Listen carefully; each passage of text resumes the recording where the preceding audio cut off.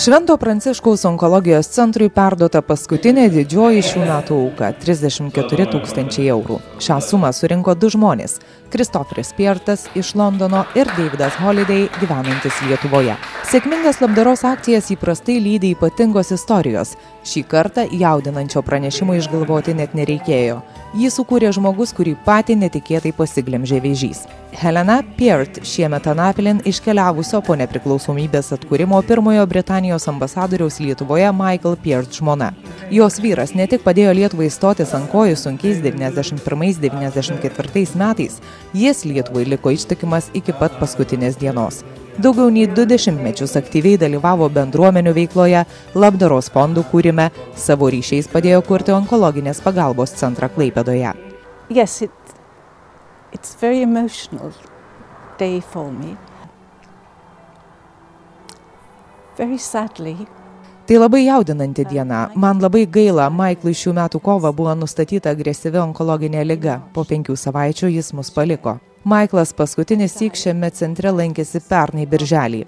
Prieš mirtį jo noras buvo, kad sūnus Kristoferis dalyvautų vilties bėgime.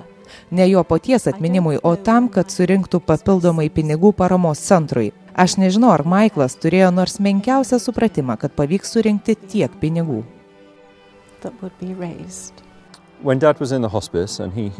Kai tėtis jau buvo slaugos namuose ir žinojo, kad miršta, aš užsukau pas jį vieną rytą ir jis man pasakė: Kristoferi, turiu tau paruošęs paskutinį projektą. Mano tėvas buvo projektų žmogus. Taigi turiu tau paskutinį projektą, ar įgyvendinsi? Ir žinoma, aš noriai sutikau. Sakau: tėti, kas tai? Padarysiu, ką tik nori. Ir jis pasakė, kad norėtų, jog aš sudalyvaučiau vilties bėgime. Nubėgčiau 10 kilometrų jo atminimui. Ambasadorius Michael Peart buvo pasaulio žmogus ir suprato, kad norint surinkti daugiau lėšų vien sūnaus 10 kilometrų nepakaks.